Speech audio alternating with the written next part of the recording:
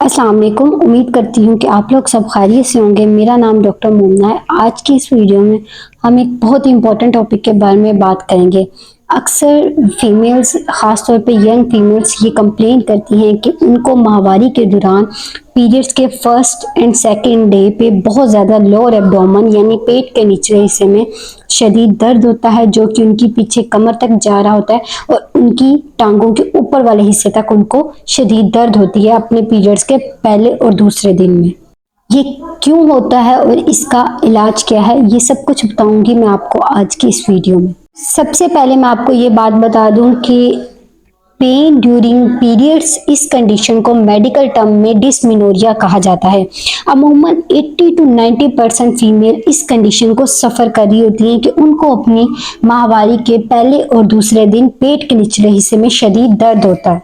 लेकिन इन सब में इम्पॉर्टेंट चीज़ ये है कि मोस्टली जो फीमेल्स होती हैं उनको पीरियड्स में पेन यानी डिस्मेनोरिया फिजियोलॉजिकल होता है, यानी कि एक नॉर्मल होता है। इसमें कोई डिजीज या बीमारी का कोई ऐसा इम्कान नहीं होता जिसकी वजह से उनको दर्द होती है। लेकिन कुछ कंडीशंस ऐसी भी होती हैं यानी पैथोलॉजिकल होती हैं, यानी कोई डिजीज की वजह से उनको अपनी पीरियड्स के दौरान, माहवारी के दौरान दर्द हो रहा होता है।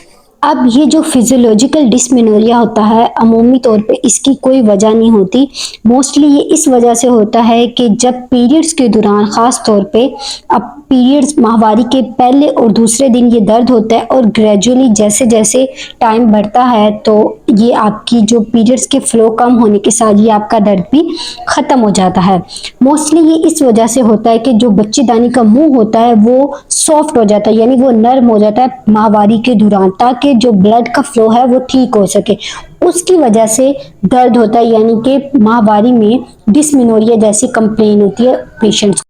अब होता क्या है, जब ये ब्लड नॉर्मली सर्विक्स से होके गुजरता है तो उस टाइम पे फीमेल्स को, सर्विक्स से जब ब्लड गुजरता है तो फीमेल्स को डल और इचिंग किस्म की पेन होती है, जिसकी वजह से वो कंप्लेन करती हैं कि वो उनको इतनी शदीद दर्द होती है कि वो अपने रूटीन के नॉर्मली वर्क भी नहीं कर सकती और वो अपने बेड से भी नहीं उठ सकती उस दर्द की वजह से।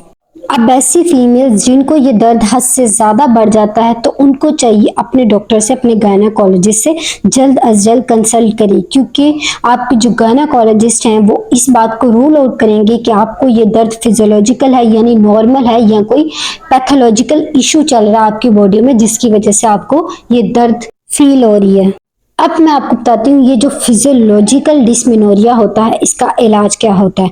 अमूमन वो फीमेल्स जिनको अपने पीरियड्स के पहले और दूसरे दिन दर्द होता है और आहिस्ता आहिस्ता टाइम के साथ वो दर्द उनका सेटल हो जाता है, तो ऐसी ख्वातीन को अमूमन कोई लंबे ट्रीटमेंट की ज़रूरत नहीं होती। उनको सिंपल पेन किलर दिए जाते हैं जैसा कि स्पासफोन, जिससे उनकी दर्द ठीक हो जाती है।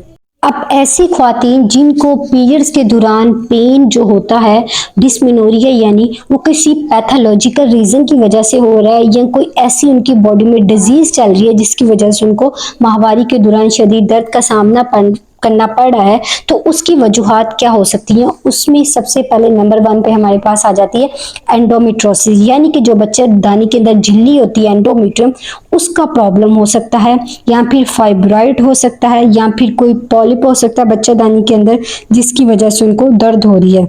अब जो मैरिड वुमेन होती है उनके अंदर माहवारी के दौरान दर्द होने की वजह इंट्रायूट्राइन डिवाइसेस होती हैं जो कि वो कॉन्ट्रासेप्शन के लिए यूज कर रही होती हैं। उनकी वजह से, उन डिवाइसेस की वजह से उनको माहवारी के दौरान डिस्मेनोरिया जैसी कंप्लेन का सामना करना पड़ता है। अब ये जो पैथोलॉजिकल डिस्मेनोरिया होता है यानी पैथोलॉजिकल रीजन की वजह से डिस्मेनोरिया हो रहा है, तो ऐसी फीमेल का ट्रीटमेंट उनकी रीजन के अकॉर्डिंग किया जाता है। यानी कि अगर एंडोमेट्रोसिस है तो उसके अकॉर्डिंग आपके डॉक्टर आपको ट्रीटमेंट देंगे। फिर अगर कोई पॉलिप है या फाइब्रॉइड है तो उसका इलाज आपके डॉक्टर आपको बता देंगे। अगर इंट्रायूट्राइन डिवाइसेस की वजह से हो रहा है तो अमूमन ऐसी फीमेल्स को कहा जाता है कि आप ये वाली कॉन्ट्रासेप्शन यूज ना करें, उस डिवाइसेस को निकाल दिया जाता है।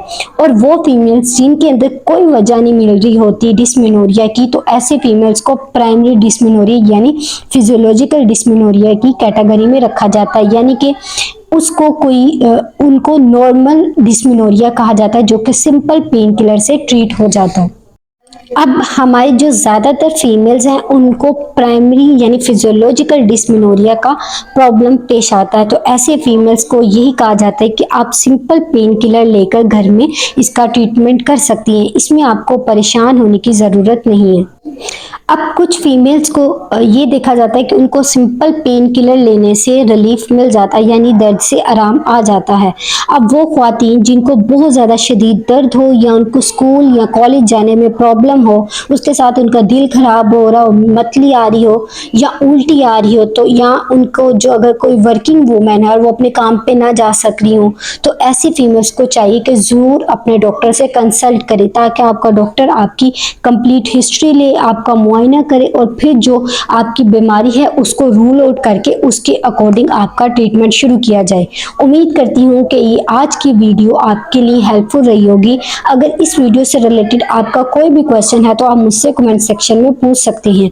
अगर आपको मेरी ये वीडियो पसंद आई है तो आप मेरे चैनल को सब्सक्राइब करें और मेरी वीडियो को लाइक करें। मिलते हैं नेक्स्ट वीडियो में, तब तक के लिए अल्लाह हाफिज़।